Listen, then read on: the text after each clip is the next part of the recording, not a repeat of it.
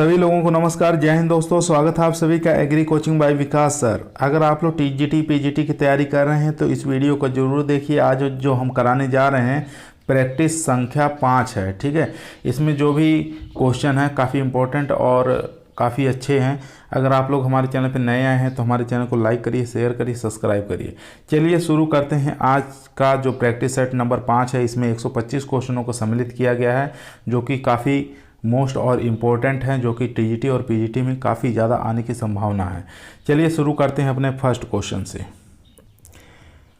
पहला क्वेश्चन कह रहा है कि उत्तर प्रदेश में कुल समस्याग्रस्त भूमि है, ठीक है। आपको बताना है उत्तर प्रदेश में कुल समस्याग्रस्त भूमि कितनी है। पहला ऑप्शन है 10.57 मिली हेक्टेयर, दूसरा ऑप्शन है 13.57 मिलियन हेक्टेयर, तीसरा ऑप्शन है 23.00 मिलियन हेक्टेयर, चौथा ऑप्शन है 15.47 मिलियन हेक्टेयर। तो इसका करेक्ट आंसर हो जाएगा मेरे दोस्तों, यानी कि 13.57 मिलियन हेक्टेयर जो भूमि है उत्तर प्रदेश में कुल समस्याग्रस्त भूमि है, यानी कि ऊसरी है और अम्लीय है, क्षारीय, इस प्रकार की भूमि जो है ये 13.57 मिलियन हेक्टेयर उत्तर प्रदेश में मौजूद है, ठीक है। चलिए चलते हैं क्वेश्चन नंबर 2 पर। क्वेश्चन नंबर 2 कह रहा है समोच्च मेड़बंदी तथा सीढ़ीदार संसाधन है, ठीक है। इसमें से बताना है समोच्च मेड़बंदी और सीढ़ीदार साधन जो है कौन सा, शस्य साधन, यांत्रिक साधन, जैविक साधन या इनमें से कोई नहीं। तो इसका करेक्ट आंसर हो जाएगा यानी कि यांत्रिक साधन को क्या कहते हैं, समोच्च मेड़बंदी सीढ़ीदार साधन है, ठीक है। कौन सा, सेकंड नंबर ऑप्शन एकदम करेक्ट आंसर हो जाएगा, यानी कि यांत्रिक साधन। चलिए चलते हैं क्वेश्चन नंबर 3 पर। क्वेश्चन नंबर 3 कह रहा है भारत में गठित सबसे पहली सहकारी समितियां थी, ठीक है। साख समितियां, विपणन समितियां या कृषि समितियां या गृह समितियां। तो इसका करेक्ट आंसर हो जाएगा, यानी कि भारत में गठित सबसे पहली सहकारी समितियां कौन सी थी, साख समितियां थी, यानी कि फर्स्ट ऑप्शन इसमें करेक्ट आंसर हो जाएगा। उसके बाद क्वेश्चन नंबर 4 पर चलते हैं। क्वेश्चन नंबर 4 कह रहा है भारत में सहकारिता आंदोलन शुरू हुआ था। आपको बताना, सन बताना है, भारत में सहकारिता आंदोलन कब शुरू किया गया था, 1914 में, 1947 में, 1904 में, 1935 में।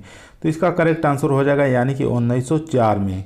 फर्स्ट ऑप्शन इसमें करेक्ट आंसर हो जाएगा, इसमें सॉरी थर्ड ऑप्शन इसमें करेक्ट आंसर हो जाएगा 1904। चलिए चलते हैं क्वेश्चन नंबर 5 पर। क्वेश्चन नंबर 5 कह रहा है छिपी हुई अथवा अदृश्य बेरोजगारी में क्या लागू होता है। सीमांत भौतिक उत्पादकता शून्य हो जाती है, दूसरा है औसत भौतिक उत्पादकता शून्य हो जाती है, तीसरा ऑप्शन है कुल भौतिक उत्पादकता शून्य हो जाती है, चौथा ऑप्शन है उपयुक्त में से कोई नहीं। तो इसका करेक्ट आंसर हो जाएगा, यानी कि सीमांत भौतिक उत्पादकता शून्य हो जाती है। फर्स्ट ऑप्शन इसमें करेक्ट आंसर हो जाएगा। उसके बाद चलते हैं क्वेश्चन नंबर 6। क्वेश्चन नंबर 6 कह रहा है भूमि कृषि श्रमिकों के लिए न्यूनतम मजदूरी अधिनियम कब पारित किया गया था, ठीक है। काफ़ी अच्छा इंपॉर्टेंट क्वेश्चन है। तो पहला ऑप्शन देख लेते हैं 1947 में, दूसरा है 1951 में, तीसरा है 1948 में, चौथा ऑप्शन है 1956 में।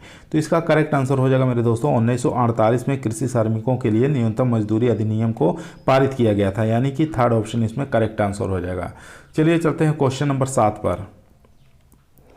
क्वेश्चन नंबर 7 कह रहा है जब एक वस्तु के उत्पादन स्तर में हुई वृद्धि या कमी का दूसरी वस्तु के उत्पादन पर कोई प्रभाव नहीं पड़ता तो उसे क्या कहते हैं। न्यूनता पूर्वक संबंध, पूरक संबंध या प्रतिस्पर्धा संबंध या इनमें से कोई नहीं। तो इसका करेक्ट आंसर हो जाएगा, यानी कि न्यूनता पूर्वक संबंध कहते हैं इसको। फर्स्ट ऑप्शन इसमें करेक्ट आंसर हो जाएगा। उसके बाद चलते हैं क्वेश्चन नंबर 8। क्वेश्चन नंबर 8 कह रहा है भारत में पहला कृषि विज्ञान केंद्र प्रतिस्थापित हुआ था कहाँ पर, राजस्थान में, पंजाब, दूसरा, तीसरा पांडिचेरी, चौथा उत्तर प्रदेश। तो आप लोग जानते हैं काफ़ी इजी क्वेश्चन है ये। पांडिचेरी में पहला कृषि विज्ञान केंद्र की स्थापना हुई थी। थर्ड ऑप्शन इसमें करेक्ट आंसर हो जाएगा। चलिए चलते हैं क्वेश्चन नंबर 9। क्वेश्चन नंबर 9 कह रहा है प्रसार सेवा कहलाती है सहकारी प्रसार सेवा, ठीक है। प्रसार सेवा कहलाती है सहकारी प्रसार सेवा, यानी कि यह अमेरिका में, भारत में या मैक्सिको में या चीन में, ठीक है। प्रसार सेवा कहलाती है सहकारी प्रसार सेवा कहाँ पर कहलाती है, मैक्सिको, अमेरिका, भारत या चीन। इन चारों में से बताइए कौन सा करेक्ट आंसर हो जाएगा। प्रसार सेवा कहाँ पर कहलाती है, सहकारी प्रसार सेवा, तो ये अमेरिका में कहलाती है। फर्स्ट ऑप्शन इसमें करेक्ट आंसर हो जाएगा। चलिए चलते हैं क्वेश्चन नंबर 10 पर। क्वेश्चन नंबर 10 कह रहा है भारत में कृषि विश्वविद्यालय के मुख्य कार्य क्या है, ठीक है। पहला तकनीकी जनक, तकनीकी हस्तांतरण तथा तकनीकी प्रग्रहण, ध्यानाकर्षण, रुचि जागरण करना या कार्यवाही करना, तीसरा ऑप्शन है शिक्षण, शोध, प्रसार, चौथा ऑप्शन है अनुभूति, विचार विमर्श और कार्यवाही। तो इसमें करेक्ट आंसर हो जाएगा यानी कि शिक्षण, शोध और प्रसार, ये इसके प्रमुख कार्य होते हैं कृषि विश्वविद्यालय के, यानी कि थर्ड ऑप्शन इसमें करेक्ट आंसर हो जाएगा। क्या कार्य होते हैं? शिक्षण, शोध और प्रसार, 3 इसके कार्य मुख्य रूप से होते हैं। तो थर्ड ऑप्शन इसमें करेक्ट हो जाएगा। चलिए चलते हैं क्वेश्चन नंबर 11। क्वेश्चन नंबर 11 कह रहा है 2 अक्टूबर 1955 को प्रवर्तित हुआ था। ठीक है, इसमें क्या प्रवर्तित हुआ था देख लेते हैं। तो इसका पहला ऑप्शन है राष्ट्रीय प्रसार सेवा, दूसरा है एकीकृत समन्वय ग्राम विकास कार्यक्रम, तीसरा ऑप्शन है प्रशिक्षण एवं संपर्क प्रणाली, चौथा ऑप्शन है सामुदायिक विकास कार्यक्रम। तो इसका करेक्ट आंसर हो जाएगा यानी कि सामुदायिक विकास कार्यक्रम, फोर्थ ऑप्शन इसमें करेक्ट आंसर हो जाएगा। चलिए चलते हैं क्वेश्चन नंबर 12। क्वेश्चन नंबर 12 कह रहे हैं निम्नलिखित में से कौन सा सामाजिक व्यवस्था का उदाहरण नहीं है। ठीक है, इसमें से बताना है सामाजिक व्यवस्था का उदाहरण नहीं है। पहला ऑप्शन है गांव, दूसरा संप्रेषण, तीसरा है विकास खंड, चौथा है जिला। तो इसका करेक्ट आंसर हो जाएगा यानी कि संप्रेषण जो होता है ये सामाजिक व्यवस्था का उदाहरण नहीं माना गया है। सेकंड ऑप्शन इसमें करेक्ट आंसर हो जाएगा। बाकी ग्राम हो गया और विकास खंड हो गया, जिला, ये सब तीनों जो होते हैं ये सामाजिक व्यवस्था का उदाहरण माना जाता है। चलिए चलते हैं क्वेश्चन नंबर 13 पर। क्वेश्चन नंबर 13 कह रहा है पशु आहार में 18% से अधिक कच्चा रेशा पाया जाता है, उसे क्या कहते हैं। ठीक है, बहुत ही इंपॉर्टेंट मोस्ट क्वेश्चन है। इसमें पूछ रहा है पशु आहार जिसमें 18% से अधिक कच्चा रेशा पाया जाता है उसे क्या कहते हैं। दाना कहते हैं, आहार पूरक कहते हैं, चारा कहते हैं या खनिज कहते हैं। इन चारों में से बताइए कौन सा करेक्ट आंसर होगा।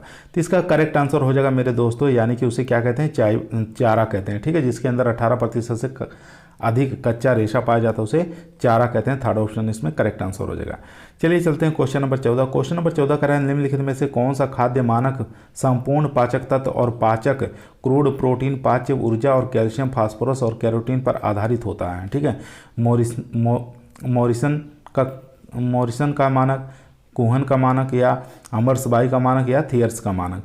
काफ़ी ज़्यादा इंपॉर्टेंट क्वेश्चन ये भी है। तो ये मॉरिशस का जो खाद्य मानक होता है उसके अंदर ये चीज़ बताया गया है कि खाद्य मानक संपूर्ण पाचक तत्व जो होते हैं क्रूड प्रोटीन, पाच्य प्रोटीन, कैल्शियम, फास्फोरस और कैरोटीन की मात्रा पाई जाती है। ठीक है, किसमें? मॉरिशस का मानक में। ठीक है, पहला ऑप्शन इसमें करेक्ट आंसर हो जाएगा। चलिए चलते हैं क्वेश्चन नंबर 15 पर।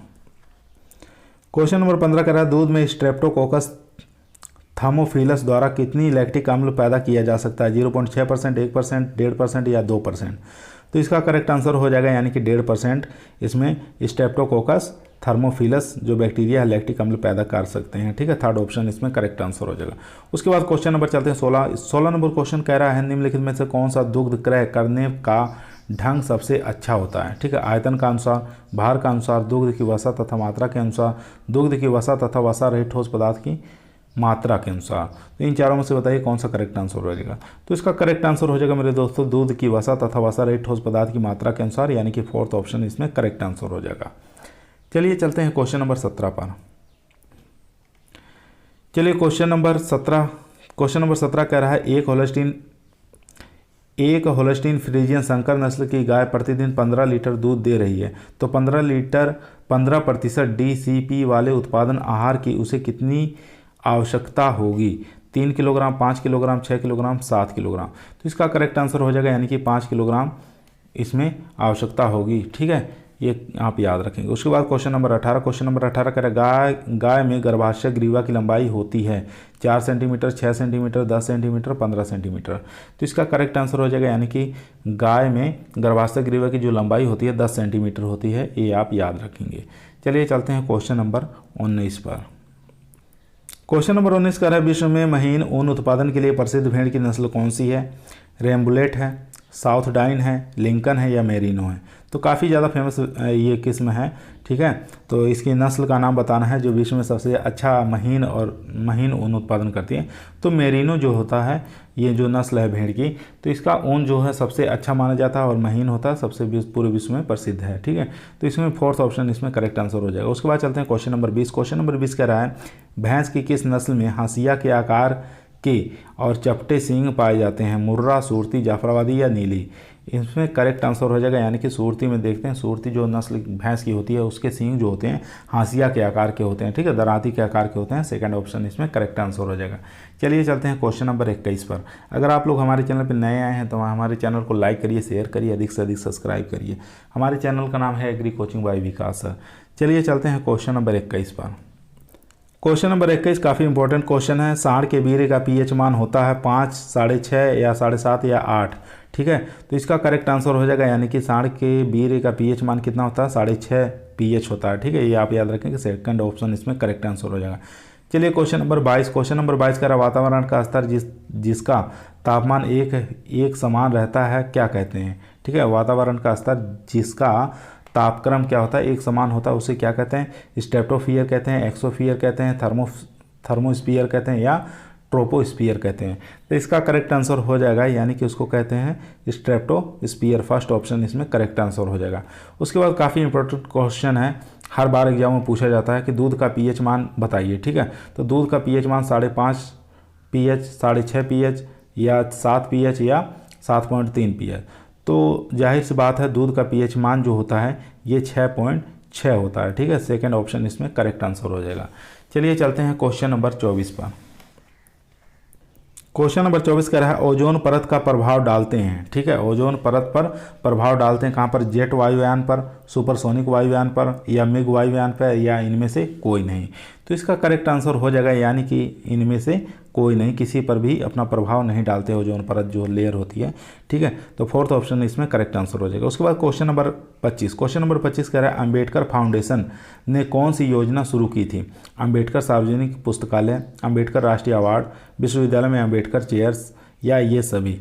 तो इसका करेक्ट आंसर हो जाएगा यानी कि ये सभी अंबेडकर फाउंडेशन के द्वारा शुरू किया गया था, ठीक है। अंबेडकर सार्वजनिक पुस्तकालय, अंबेडकर राष्ट्रीय अवार्ड और विश्वविद्यालय में अंबेडकर चेयर्स, ठीक है। तो ये तीनों ही योजना इनके द्वारा शुरू की गई थी। चलिए चलते हैं क्वेश्चन नंबर 26 पर। क्वेश्चन नंबर 26 कह रहा है भारत में यूरो 2 कोर्ट के आदेशानुसार कब लागू हुआ।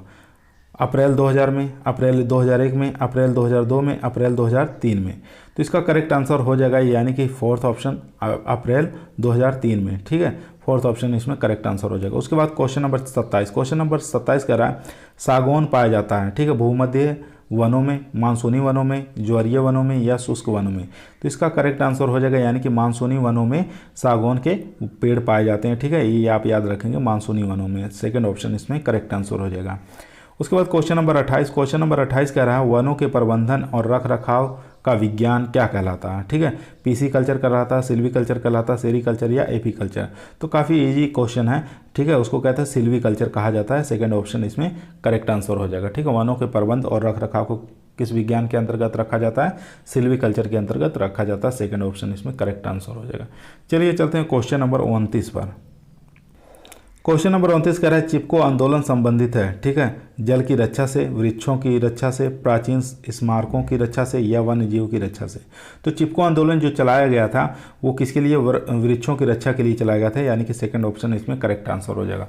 उसके बाद क्वेश्चन नंबर 30। क्वेश्चन नंबर 30 कह रहा है SFDA का अध्यक्ष होता है, ठीक है। SFDA का अध्यक्ष कौन होता है, प्रधानमंत्री, जिलाधिकारी, मुख्यमंत्री या वित्त मंत्री।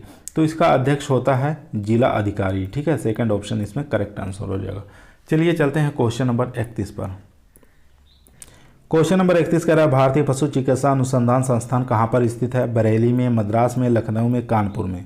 काफ़ी इजी क्वेश्चन है। तो भारतीय पशु चिकित्सा अनुसंधान संस्थान कहाँ पर स्थित है, उत्तर प्रदेश, बरेली जिले में, ठीक है। तो ये आप याद रखेंगे। उसके बाद क्वेश्चन नंबर 32। क्वेश्चन नंबर 32 कह रहा है जवाहर रोजगार योजना किस देश में लागू हुई, ठीक है। सॉरी दोस्तों, जवाहर रोजगार योजना देश में कब लागू हुई थी, ठीक है। ये आपको बताना सन लिखा हुआ है। अप्रैल 1988 में, अप्रैल 1989 में, अप्रैल 1990, अप्रैल 1991। इन चारों ऑप्शनों में से बताइए कौन सा करेक्ट आंसर हो जाएगा। तो इसका करेक्ट आंसर हो जाएगा यानी कि अपने देश में जवाहर रोजगार योजना जो है अप्रैल 1989 से लागू हुई, यानी कि सेकेंड ऑप्शन इसमें करेक्ट आंसर हो जाएगा। चलिए चलते हैं क्वेश्चन नंबर 33 पर। क्वेश्चन नंबर 33 कह रहा है आंधी और तूफान आने से पहले बैरोमीटर का पारा कैसा हो जाता है, धीरे धीरे ऊपर चढ़ता है, शीघ्रता से नीचे गिरता है, शीघ्रता से ऊपर चढ़ता है या अनिश्चित बना रहता है। तो इसका करेक्ट आंसर हो जाएगा यानी कि शीघ्रता से नीचे गिरने लगता है, उसका जो पारा होता है, यानी कि सेकंड ऑप्शन इसमें करेक्ट आंसर हो जाएगा। ठीक है, शीघ्रता से नीचे गिरने लगता है जब पारा, तो वो संकेत करता है कि आंधी और तूफान आने की संभावना है। ठीक है, क्वेश्चन नंबर चलते हैं 34 पर। क्वेश्चन नंबर 34 कह रहा है केंद्रीय मौसम वेधशाला की स्थापना की गई कलकत्ता में, पुणे में, बेंगलोर में या लखनऊ में। तो इसका करेक्ट आंसर हो जाएगा केंद्रीय मौसम वेधशाला की स्थापना कहाँ सबसे पहले की गई थी, ये पुणे यानी कि महाराष्ट्र के अंतर्गत की गई थी। उसके बाद क्वेश्चन नंबर 35। क्वेश्चन नंबर 35 कह रहा है शरद ऋतु का फूल है, इसमें से बताना है शरद ऋतु का फूल कौन सा है। ठीक है, anemone, carnation, chrysanthemum, calendula, daisy dahlia या उपरोक्त सभी। ठीक है, तो इन चारों में से बताइए कौन सा करेक्ट आंसर हो जाएगा। यानी कि एनीमोन, कार्नेशन और डेजी डहेलिया और क्राइसैंथेमम, जितने भी ये तीनों फूल दिख रहे हैं आपको, ये चारों के चारों जो होते हैं शरद ऋतु के फूल हैं, यानी कि फोर्थ ऑप्शन इसमें करेक्ट आंसर हो जाएगा, उपरोक्त ये सभी हो जाएगा। ठीक है, ये आप याद रखेंगे।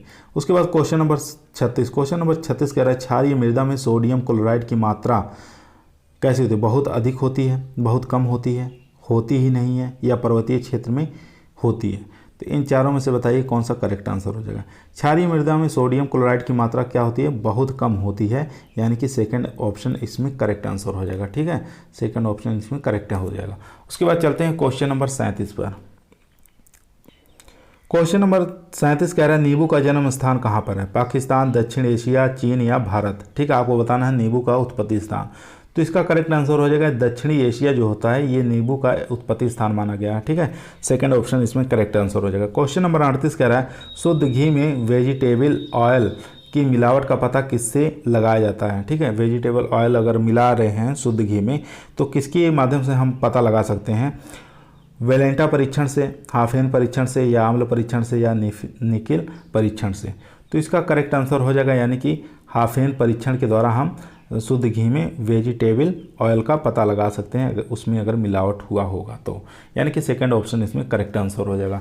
चलिए चलते हैं क्वेश्चन नंबर 39 पर। क्वेश्चन नंबर 39 कह रहा है तंबाकू के पौधे में प्रत्यारोपण किया गया है। ठीक है, गेहूं के ग्लूटीन जीन का, जौ की हार्डिनिन जीन का या राजमा की फासियोलिन जीन का या उपयुक्त में से सभी।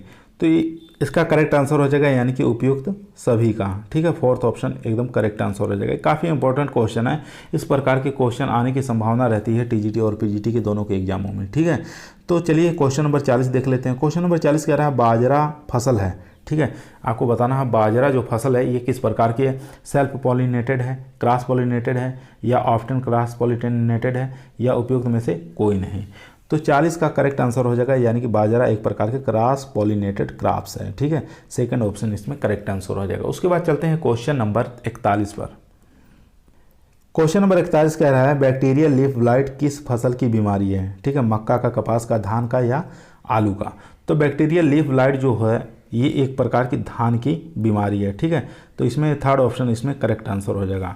उसके बाद क्वेश्चन नंबर 42। क्वेश्चन नंबर 42 कह रहा है पौधे की फास्फोरस की प्रायता सबसे अधिक प्रभावित होता है मिट्टी के पीएच से, नमी की कमी से, तापमान से या उपयुक्त में से सभी। तो इसका करेक्ट आंसर हो जाएगा मिट्टी के पीएच से। ठीक है, मिट्टी के पीएच से पौधे की फास्फोरस की प्रायता सबसे अधिक प्रभावित होता है, यानी कि फर्स्ट ऑप्शन इसमें करेक्ट आंसर हो जाएगा। उसके बाद चलते हैं क्वेश्चन नंबर 43 पर। क्वेश्चन नंबर 43 कह रहा है अधिकतम विटामिन सी मिलता है। ठीक है, सबसे ज़्यादा विटामिन सी किस में पाया जाता है, सेब में, आंवला में, अमरूद में या नींबू में। तो इसका करेक्ट आंसर हो जाएगा, यानी कि आंवला के अंदर विटामिन सी की मात्रा सबसे अधिक पाया जाता है। ठीक है, अगर आंवला के साथ अगर बर्बेंडेज चेरी दिया है तो बर्बेंडेज चेरी के अंदर सबसे ज़्यादा विटामिन सी पाया जाता है, सेकंड नंबर पर तब आंवला आ जाएगा। अगर बर्बेंडेज चेरी नहीं दिया है तो आपका ये आंवला ऑप्शन में है, तो आंवला सबसे ज़्यादा विटामिन सी उत्पादन करता है। उसके बाद चलिए क्वेश्चन नंबर 44। क्वेश्चन नंबर 44 कह रहा है भारत में सबसे महत्वपूर्ण और सर्वाधिक क्षेत्र है। ठीक है, लेटेगाइट मृदा का, एलुवियल मृदा का, लाल मृदा का या काली मृदा का। तो इसका करेक्ट आंसर हो जाएगा एलुवियल मृदा का भारत में सबसे महत्वपूर्ण और सर्वाधिक क्षेत्र है। ठीक है, यानी कि सेकंड ऑप्शन इसमें करेक्ट आंसर हो जाएगा।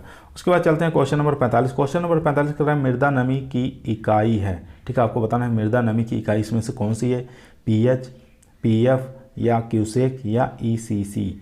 तो इसमें से बताना है मृदा नमी की इकाई कौन सी है। तो इसका करेक्ट आंसर हो जाएगा पीएफ जो होता है ये मृदा नमी की इकाई माना जाता है। सेकंड ऑप्शन इसमें करेक्ट आंसर हो जाएगा। उसके बाद चलते हैं क्वेश्चन नंबर 46 पर।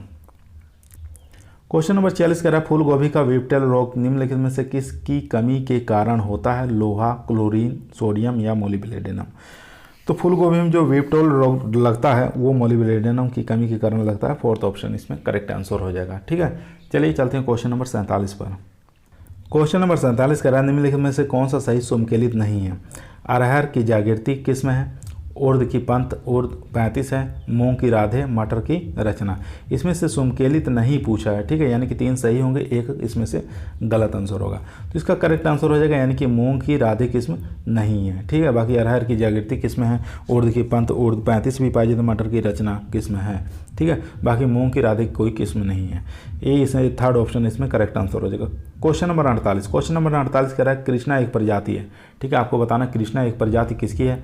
तोरिया की है, राई की है, पीली सरसों की है या भूरी सरसों की। तो इसमें करेक्ट आंसर हो जाएगा यानी कि राई की है। ठीक है, सेकंड ऑप्शन इसमें करेक्ट आंसर हो जाएगा। ठीक है, चलिए क्वेश्चन नंबर चलते हैं 49 पर। क्वेश्चन नंबर 49 कह रहा है वी नोच का प्रयोग किसको मापने में किया जाता है? मृदा जल विभव को, मृदा लवणता को, जल प्रवाह को या उपयुक्त में से सभी। तो इसका करेक्ट आंसर हो जाएगा जल प्रवाह के द्वारा वी नोच से जल प्रवाह मापते हैं। ठीक है, थर्ड ऑप्शन इसमें करेक्ट आंसर हो जाएगा। चलिए चलते हैं क्वेश्चन नंबर 50 पर। क्वेश्चन नंबर 50 कह रहे हैं मृदा में किस तत्व की मात्रा सर्वाधिक होती है? ठीक है, आपको बताना है मृदा में किस तत्व की मात्रा सर्वाधिक पाई जाती है? ऑक्सीजन की, सिलिकॉन की, आयरन की या एल्यूमिनियम की। ठीक है, तो इसका करेक्ट आंसर हो जाएगा ऑक्सीजन की मात्रा मृदा के अंदर सबसे अधिक मात्रा में पाई जाती है। फर्स्ट ऑप्शन इसमें करेक्ट आंसर हो जाएगा। उसके बाद क्वेश्चन नंबर 51। क्वेश्चन नंबर 51 कह रहा है चूहा मारने के लिए सबसे उपयुक्त दवा कौन सा है? Potassium sulphide, zinc sulphate, zinc phosphide या एंडोसल्फान। तो इसका करेक्ट आंसर हो जाएगा यानी कि जिंक फास्फाइड का प्रयोग हम चूहे मारने के रूप में प्रयोग करते हैं, यानी कि थर्ड ऑप्शन इसमें करेक्ट आंसर हो जाएगा। चलिए चलते हैं क्वेश्चन नंबर 52 पर। क्वेश्चन नंबर 52 कह रहा है कृषि प्रसार की विधियों में निम्नलिखित में से कौन सी सम्मिलित नहीं है? ठीक है, इसमें से बताना है कि कृषि प्रसार की जो विधियां हैं उसमें से कौन सी विधि इसमें सम्मिलित नहीं किया गया है। पहला ऑप्शन है दृश्य प्रदर्शन, दूसरा है रुचि, तीसरा है आकर्षण, चौथा है संतोष। इन चारों में से बताइए कौन सा करेक्ट आंसर हो जाएगा। तो इसका करेक्ट आंसर हो जाएगा दृश्य प्रदर्शन जो होता है इसको कृषि प्रसार की विधियों में सम्मिलित नहीं किया गया है, यानी कि सेकंड ऑप्शन इसमें करेक्ट आंसर हो जाएगा। उसके बाद चलते हैं क्वेश्चन नंबर 53। क्वेश्चन नंबर 53 कह रहा है प्रसार के साधनों में निम्नलिखित में से कौन सी एक सम्मिलित नहीं है? ठीक है, दृश्य प्रदर्शन, समूह चर्चा या शिक्षण या आकर्षण। तो इसका करेक्ट आंसर हो जाएगा यानी कि फोर्थ आकर्षण। ठीक है, इसमें फोर्थ ऑप्शन इसमें करेक्ट आंसर हो जाएगा।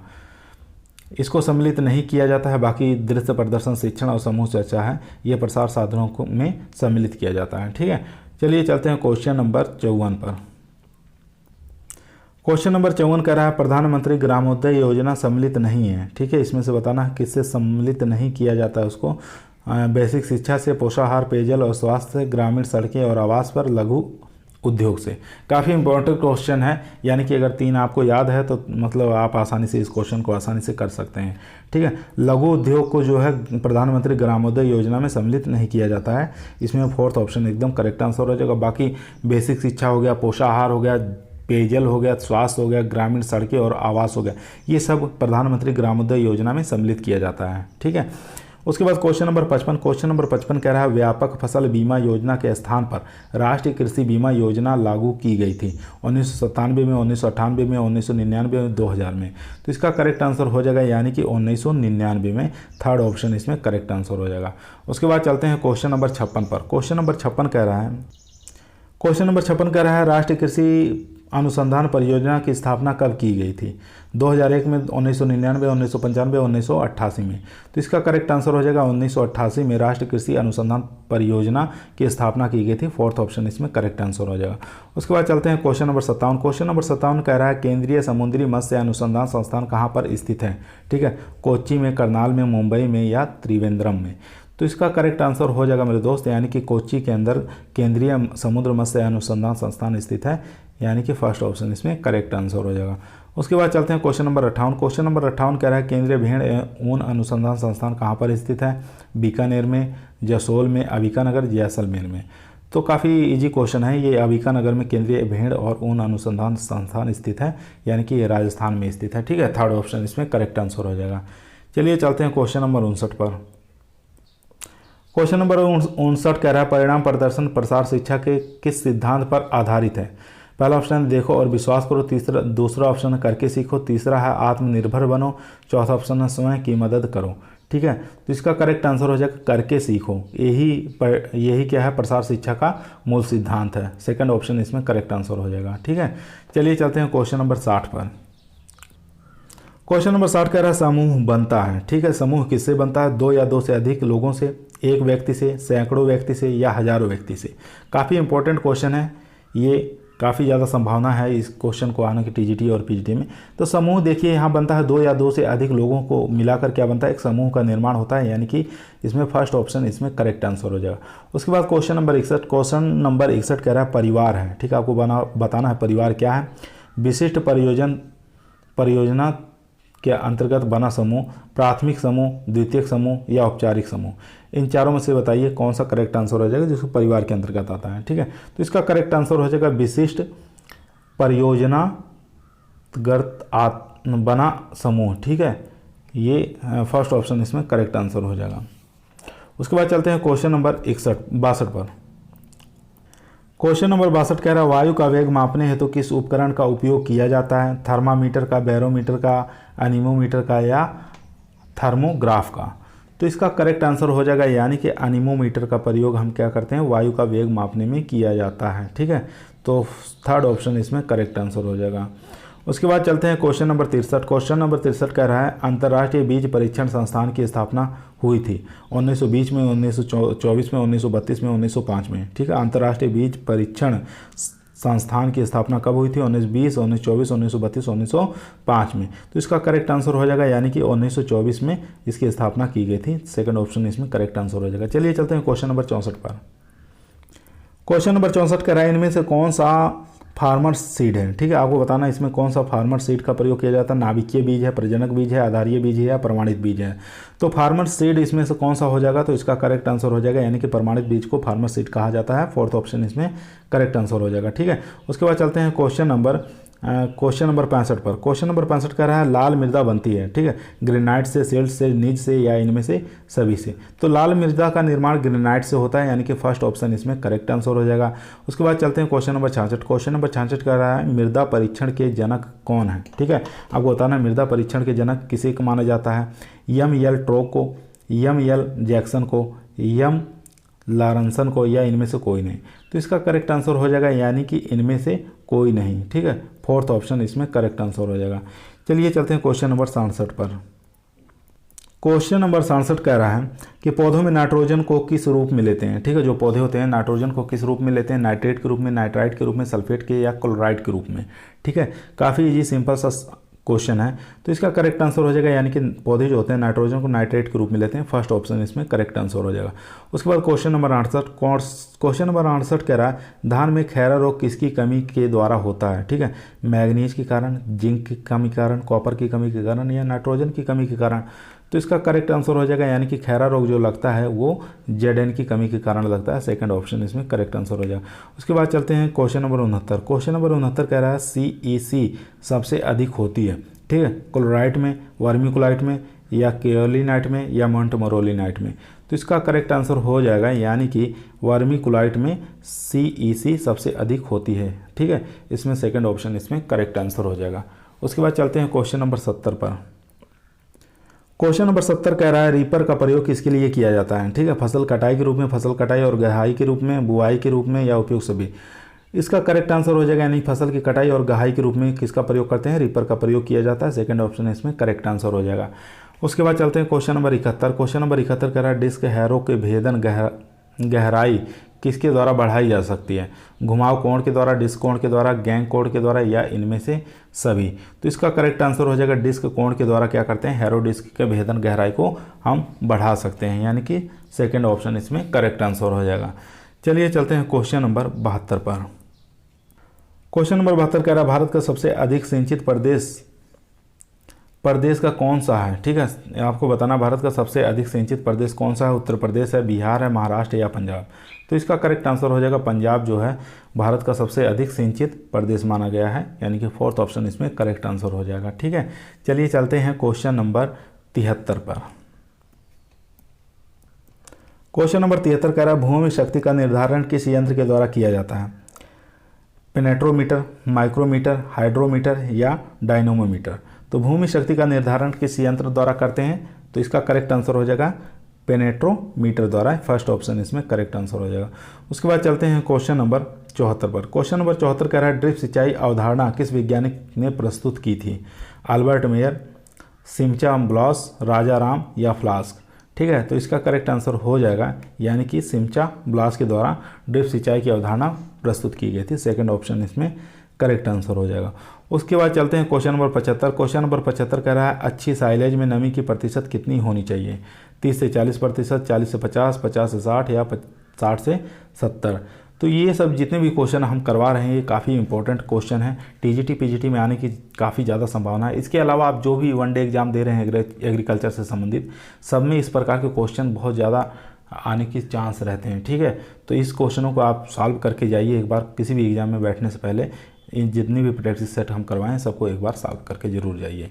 चलिए चलते हैं क्वेश्चन नंबर 75। क्वेश्चन नंबर 75 कह रहा है कि अच्छी साइलेज में नमी प्रतिशत कितनी होनी चाहिए? तो इसमें करेक्ट आंसर हो जाएगा इसका 50%। ठीक है, 50 से 60% जो होता है अच्छी साइलेज के लिए नमी की मात्रा होनी चाहिए। उसके बाद चलते हैं क्वेश्चन नंबर 76 पर। चलिए क्वेश्चन नंबर 76 कह रहा है निम्नलिखित में से कौन सा पदार्थ प्रकाशानुवर्तन से संबंधित है? ठीक है, एथानॉल है, साइटोकाइनिन है, ऑक्सीजन है या जिब्रेलिन्स है। तो ये एक प्रकार के चारों हार्मोन्स है, तो इसमें से बताना है कौन सा पदार्थ जो है प्रकाशानुवर्तन से संबंधित है। तो इसका करेक्ट आंसर हो जाएगा यानी कि ऑक्सीजन जो होता है ये प्रकाशानुवर्तन से संबंधित रखता है। थर्ड ऑप्शन इसमें करेक्ट आंसर हो जाएगा। उसके बाद चलते हैं क्वेश्चन नंबर 77। क्वेश्चन नंबर 77 कह रहा है पौधों में माइटोकॉन्ड्रिया का आकार होता है गोलाकार, लंबवत, पंचभुज या बहुभुज। तो इसका करेक्ट आंसर हो जाएगा यानी कि गोलाकार होता है माइटोकॉन्ड्रिया का आकार। फर्स्ट ऑप्शन इसमें करेक्ट आंसर हो जाएगा। ठीक है, उसके बाद चलते हैं क्वेश्चन नंबर 78। क्वेश्चन नंबर 78 कह रहे हैं निम्नलिखित में से ऑर्गेनेल्स में से कौन सा सबसे अधिक संख्या में एक कोशिकीय के अंदर पाया जाता है? ठीक है, माइटोकॉन्ड्रिया, राइबोसोम, न्यूक्लियस या क्लोरोप्लास्ट। ठीक है, आपको बताना है ऑर्गेनेल्स में कौन सा सबसे अधिक संख्या में एक कोशिका के अंदर पाया जाता है। तो इसका करेक्ट आंसर हो जाएगा 78 का यानी कि न्यूक्लियस के अंदर। ठीक है, थर्ड ऑप्शन इसमें करेक्ट आंसर हो जाएगा। उसके बाद चलते हैं क्वेश्चन नंबर 79 पर। क्वेश्चन नंबर 79 कह रहा है भारत में पर्यावरण अधिनियम किस वर्ष में जारी किया गया था? 1974, 1981, 1986, 1991। तो इसका करेक्ट आंसर हो जाएगा यानी कि 1986 में। ठीक है, 1986 में भारत में पर्यावरण अधिनियम को जारी किया गया था। ठीक है, 1986 इसका करेक्ट आंसर हो जाएगा। उसके बाद क्वेश्चन नंबर 80। क्वेश्चन नंबर 80 कह रहा है निम्नलिखित में से किस यौगिक में सबसे अधिक मात्रा में फ्री एनर्जी पाई जाती है? ठीक है, आपको बताना है किसके अंदर सबसे ज़्यादा फ्री एनर्जी पाई जाती है। एडेनासिन 5 ट्राइफॉस्फेट, फास्फोइनाइल, पायरुवेट या AMP। तीसरा है 3-फॉस्फोग्लिसरेट। इन चारों में से बताइए किसमें फ्री एनर्जी सबसे अधिक मात्रा में पाई जाती है। तो इसका करेक्ट आंसर हो जाएगा यानी कि फास्फोइनाल पायरुवेट यानी कि सेकंड ऑप्शन इसमें करेक्ट आंसर हो जाएगा। इसके अंदर क्या होता है सबसे अधिक मात्रा में फ्री एनर्जी पाई जाती है। ठीक है, चलिए क्वेश्चन नंबर चलते हैं 81 पर। क्वेश्चन नंबर 81 कह रहा है बरसीम का उत्पत्ति स्थान कहाँ है? भारत है, जापान है, चीन है या मिस्र है? ठीक है, आपको बताना है बरसीम का उत्पत्ति स्थान किस जगह है। तो बरसीम का उत्पत्ति स्थान मिस्र माना गया है यानी कि फोर्थ ऑप्शन इसमें करेक्ट आंसर हो जाएगा। उसके बाद क्वेश्चन नंबर 82। क्वेश्चन नंबर 82 कह रहा है आलू का वनस्पतिक नाम क्या है? आलू का वनस्पतिक नाम इसमें से बताना है चार ऑप्शन में देखकर। पहला ऑप्शन है टेट्रिका मेस्टाइवम, दूसरा सोलिनम ट्यूबरोसम, तीसरा ऑप्शन है सोलिनम नाइग्रम, चौथा ऑप्शन है एवेना सेटिवा। ठीक है, तो इन चारों में से बताइए कौन सा आलू का वैज्ञानिक नाम है। काफ़ी इजी और सिंपल सा क्वेश्चन है। तो इसका करेक्ट आंसर हो जाएगा यानी कि सोलिनम ट्यूबरोसम जो है ये आलू का वैज्ञानिक नाम होता है, इसका आलू का बॉटनिकल नेम होता है। ठीक है, ये आप याद रखेंगे। उसके बाद चलिए क्वेश्चन नंबर 83। तो क्वेश्चन नंबर 83 कह रहा है सोयाबीन में उपयुक्त बीज दर कितनी होनी चाहिए? ठीक है, आपको बताना है सोयाबीन की बीज दर सीड रेट कितना लगता है 1 हेक्टेयर में? 30 से 40 किलोग्राम प्रति हेक्टेयर, 45 से 55 किलोग्राम प्रति हेक्टेयर, 60 से 65 किलोग्राम प्रति हेक्टेयर, 70 से 80 किलोग्राम प्रति हेक्टेयर। तो इसका करेक्ट आंसर हो जाएगा यानी कि 70 से 80 किलोग्राम प्रति हेक्टेयर इसमें सोयाबीन का बीज दर लगता है, सीड रेट लगता है। ठीक है, तो इसमें फोर्थ ऑप्शन इसका करेक्ट आंसर हो जाएगा। उसके बाद चलते हैं क्वेश्चन नंबर 84 पर। क्वेश्चन नंबर 84 कह रहा है रेड डेलिशियस एक प्रजाति है, किसकी रेड डेलिशियस प्रजाति है बताना है, सेब का, अमरूद का, आम का या पपीता का। तो रेड डेलिशियस जो वैरायटी है ये एप्पल की है, सेब की है, फर्स्ट ऑप्शन इसमें करेक्ट आंसर हो जाएगा। उसके बाद चलते हैं क्वेश्चन नंबर 85। क्वेश्चन नंबर 85 कह रहा है रिफ्रैक्टोमीटर का उपयोग होता है मिनरल्स के लिए, टीएसएस के लिए, विटामिन के लिए, उपयुक्त में से कोई नहीं।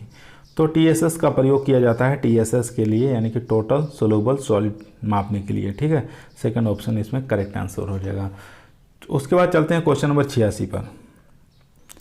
क्वेश्चन नंबर 86 कह रहा है नेशनल हॉर्टिकल्चर बोर्ड कब बना। ठीक है, नेशनल हॉर्टिकल्चर बोर्ड कब बना था ये आपको सन बताना है, 1978 में, 1980 में, 1984 में, 1988 में। तो इसका करेक्ट आंसर हो जाएगा यानी कि नेशनल हॉर्टिकल्चर बोर्ड कब बना था, 1984 में बनाया गया था। ठीक है, इसमें थर्ड ऑप्शन इसमें करेक्ट आंसर हो जाएगा। उसके बाद क्वेश्चन नंबर 87। क्वेश्चन नंबर 87 कह रहा है वी नोच से क्या मापते हैं। ठीक है, एक बार क्वेश्चन आ चुका है, दोबारा फिर आया है। ठीक है, वी नोच से क्या मापते हैं, जल का बहाव मापते हैं, मिट्टी के जल का पोटेशियम मापते हैं, या मिट्टी की लवणता मापते हैं, या उपयुक्त में से कोई नहीं। तो इसका करेक्ट आंसर हो जाएगा यानी कि जल के बहाव को किससे मापा जाता है, वी नोच से मापा जाता है। फर्स्ट ऑप्शन इसमें करेक्ट आंसर हो जाएगा। चलते हैं क्वेश्चन नंबर 88 पर। क्वेश्चन नंबर 88 कह रहा है आम की ब्लैक टिप बीमारी होती है। ठीक है, फेथिन के दौरान, बोरान की कमी के कारण, प्रकाश संश्लेषण या जस्ता की कमी के कारण। तो इसका करेक्ट आंसर हो जाएगा बोरान की कमी के कारण क्या होता है, ब्लैक टिप ऑफ मैंगो जो डिजीज लगता है। ठीक है, आम में ब्लैक टिप जो डिजीज लगता है इसमें इसकी कमी के कारण लगता है, बोरान की कमी के कारण हो जाता है। या भट्टों अगल बगल अगर भट्टे होते हैं तो उसके जो गैस होती है SO4 जो गैस होती है तो उसके कारण भी हो जाती है। ठीक है, तो बोरान की कमी के कारण और नज़दीकी भट्टे होने के कारण ये ब्लैक टिप ऑफ मैंगो लग जाता है। उसके बाद क्वेश्चन नंबर 89 कह रहा है क्वेश्चन नंबर उपास, जिसको उपास कहते हैं, या UPAS 120 किस्म है, ये किसकी किस्म है आपको बताना है, गेहूं की है, अरहर की है, जौ की है या उड़द की। तो ये जो वैरायटी है उपास 120 ये अरहर की वैरायटी है यानी कि सेकेंड ऑप्शन इसमें करेक्ट आंसर हो जाएगा। चलिए चलते हैं क्वेश्चन नंबर 90 पर। क्वेश्चन नंबर 90 कह रहा है भारत का राष्ट्रीय फल है। ठीक है, बेर है, अमरूद है, सेब है या आम है। तो जानते ही हैं भारत का राष्ट्रीय फल क्या है, तो हो जाएगा मैंगो। ठीक है, फोर्थ ऑप्शन इसमें करेक्ट आंसर हो जाएगा। उसके बाद क्वेश्चन नंबर 91 क्वेश्चन नंबर कह रहा है जेली को सुरक्षित रखने के लिए इनमें से मिलाते हैं। ठीक है, किसको मिलाया जाता है, चीनी को, नमक को, पोटेशियम मेटाबाइसल्फाइड को या सोडियम बेंजोएट को। तो सुरक्षित रखने के लिए जाहिर सी बात है चीनी को मिलाया जाता है जेली को। ठीक है, जेली को सुरक्षित रखने के लिए फर्स्ट ऑप्शन इसमें करेक्ट आंसर हो जाएगा। उसके बाद चलते हैं क्वेश्चन नंबर 92 पे। क्वेश्चन नंबर 92 काफ़ी इंपॉर्टेंट क्वेश्चन है, क्रेब क्रिया होती है। ठीक है, आपको बताना है क्रेब क्रिया किसमें होती है, क्लोरोप्लास्ट में, माइटोकॉन्ड्रिया में, ER एंडोप्लाज्म रेटिकुलम में या लाइसोसोम में। तो इसका करेक्ट आंसर हो जाएगा यानी कि माइटोकॉन्ड्रिया के अंदर क्रेब क्रिया होती है, सेकंड ऑप्शन इसमें करेक्ट आंसर हो जाएगा। क्वेश्चन नंबर 93 कह रहा है इलिशा किससे संबंधित है। ठीक है, मॉडर्न कृषि से, ऑर्गेनिक फार्मिंग से, एग्रो फार्मिंग से या इंग्लैंड की फार्मिंग से।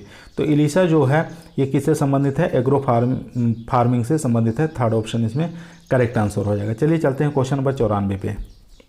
क्वेश्चन नंबर 94 कह रहा है पत्तियों में कौन से तनाव से जड़ से पानी ऊपर चढ़ता है। ठीक है, आपको बताना है पत्तियाँ जो होती हैं उनमें किसके तनाव से जड़ से जो पानी है ऊपर की ओर चढ़ता है, एसेंट ऑफ शेप से, रूट प्रेशर से, ट्रांसपिरेशन पुल से या इनमें से कोई नहीं।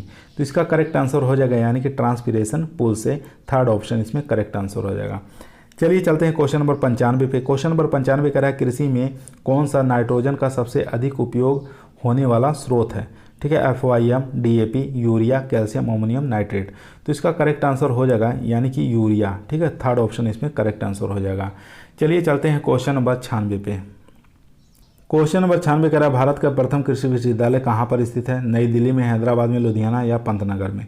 तो इसका करेक्ट आंसर हो जाएगा यानी कि पंतनगर में ये प्रथम कृषि विश्वविद्यालय स्थित है। ठीक है, ये फोर्थ ऑप्शन इसमें करेक्ट आंसर हो जाएगा। ये भारत का प्रथम कृषि विश्वविद्यालय था पंतनगर। उसके बाद क्वेश्चन नंबर 97। क्वेश्चन नंबर 97 कह रहा है निम्नलिखित में से कौन सा संकेलित नहीं है? फसल प्रजाति। ठीक है, फसल की प्रजाति गेहूं की, इसमें बताने की तरफ फसल दिया, दूसरी तरफ उसकी वैरायटी दिया है, तो कौन सा इसमें सुमेलित नहीं है? यहाँ पे सुमेलित नहीं दिया है, यानी कि 3 सही रहेगा, 1 गलत रहेगा इसमें से। तो देख लेते हैं, चलिए क्वेश्चन नंबर 97 का पहला गेहूं की C 306 प्रजाति, ये ठीक है। उसके बाद जौ की प्रजाति ज्योति, ये भी ठीक है। गन्ना की प्रजाति O 1148, ठीक है, गन्ना की प्रजाति O 1148, ये भी ठीक है क्योंकि इसकी प्रजाति O से ही स्टार्ट होती है। चना की HD 2285, ठीक है, ये गलत हो जाएगा। हमारे क्वेश्चन का सही आंसर यही हो जाएगा क्योंकि चना की वैरायटी जो है ये HD 2285 नहीं है, ये गेहूं की वैरायटी है। ठीक है, तो हमारा फोर्थ ऑप्शन इसमें करेक्ट आंसर हो जाएगा। चलिए चलते हैं क्वेश्चन नंबर 98 पे।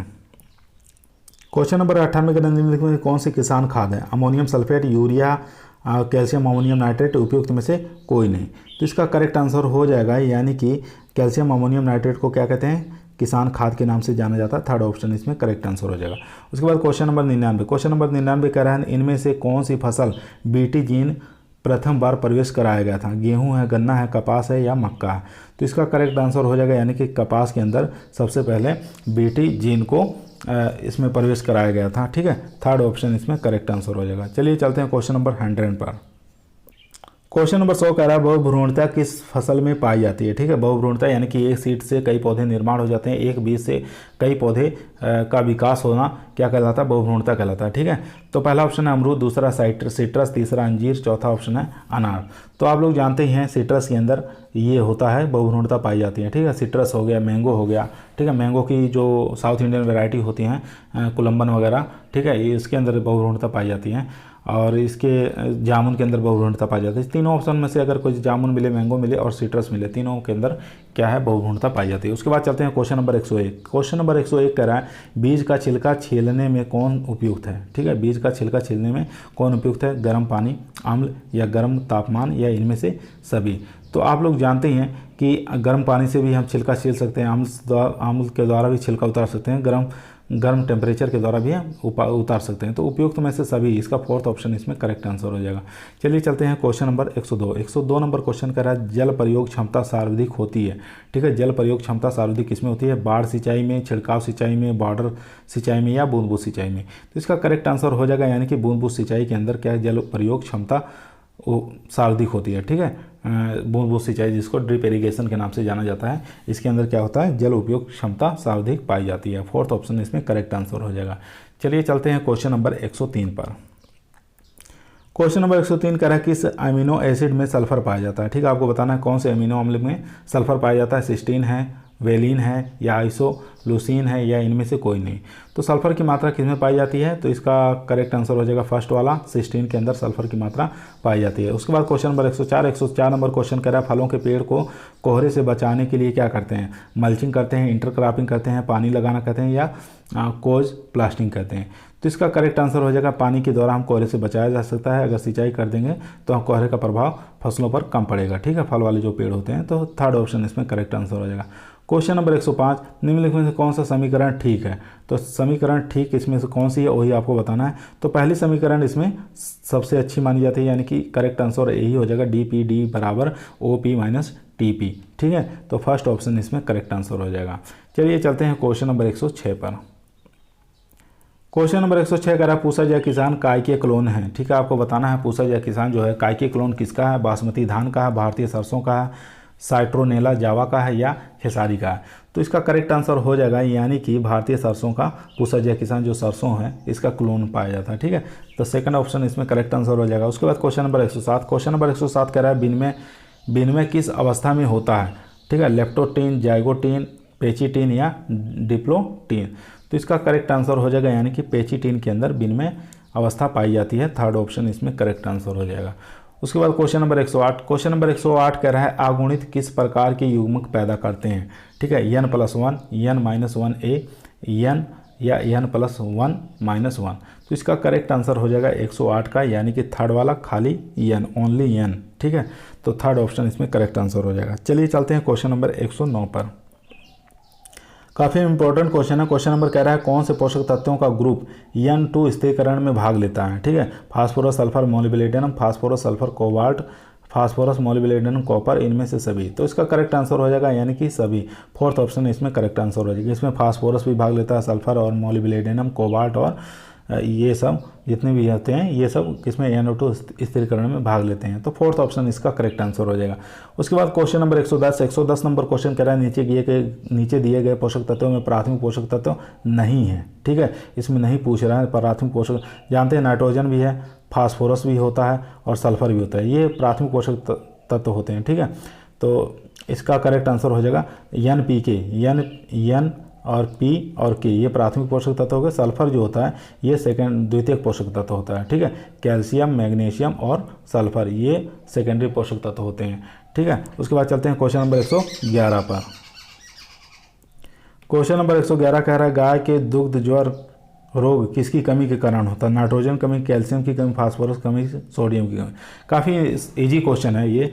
तो जानते हैं गाय में जो दुग्ध ज्वर होता है, मिल्क फीवर होता है, ये कैल्शियम की कमी के कारण होता है। सेकंड ऑप्शन इसमें करेक्ट आंसर हो जाएगा। इसमें टेम्परेचर जो होता है लो हो जाता है, बाकी जितने भी डिजीज़ होते हैं उसमें टेम्परेचर उसका बढ़ जाता है। ठीक है, तो ये आप याद रखेंगे। चलिए क्वेश्चन नंबर चलते हैं 112 पर।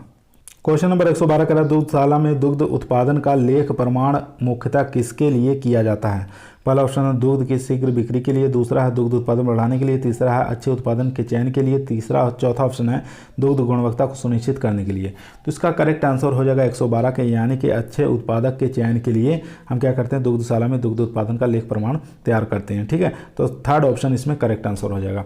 उसके बाद चलते हैं क्वेश्चन नंबर 113 पर।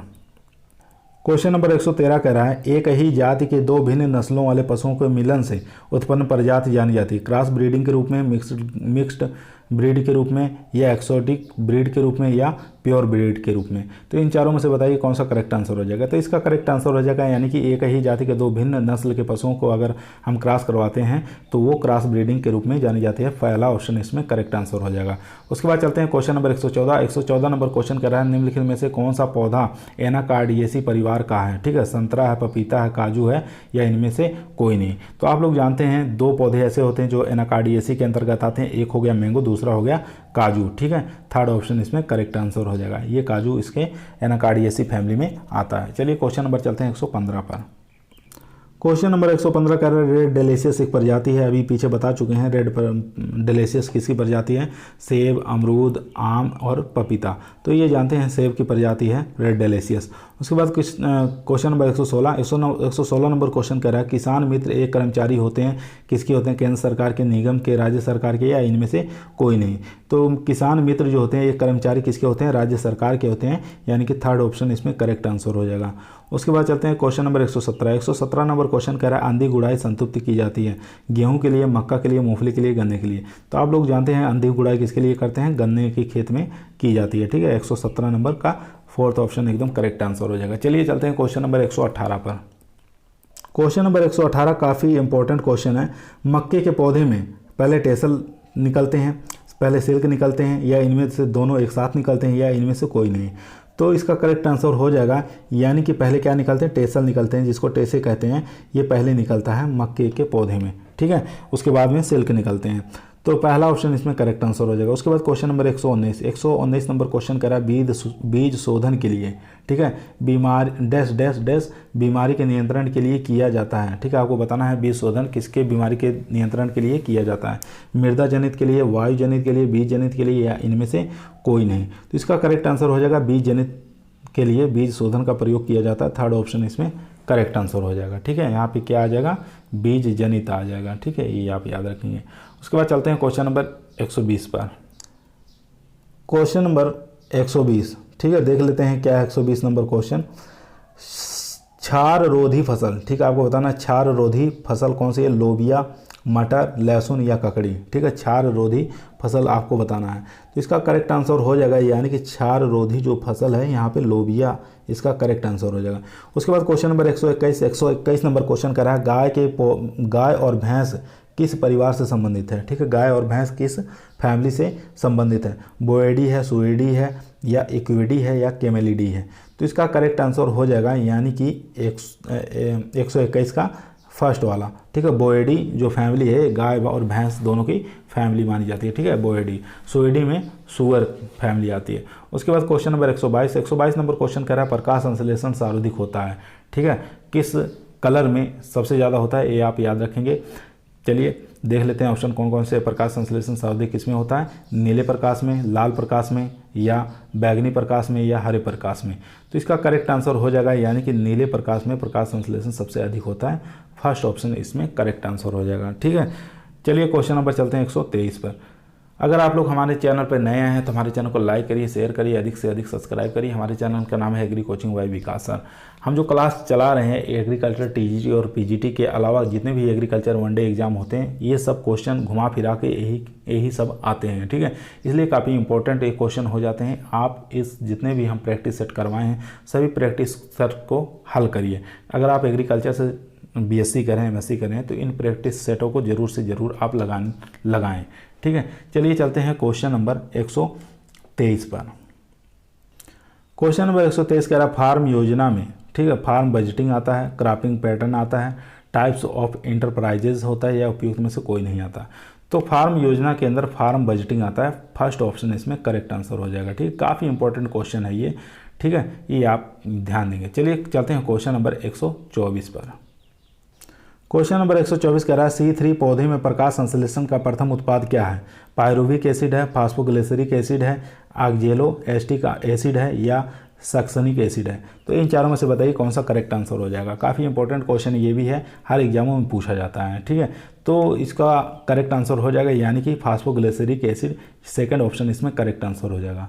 चलिए चलते हैं क्वेश्चन नंबर 125 जो कि आज का लास्ट क्वेश्चन रहेगा, ठीक है। टीजीटी और पीजीटी एग्जामों में 125 ही क्वेश्चन आते हैं और 125 क्वेश्चन ही हम आप लोगों को ये करवा रहे हैं प्रैक्टिस सेट।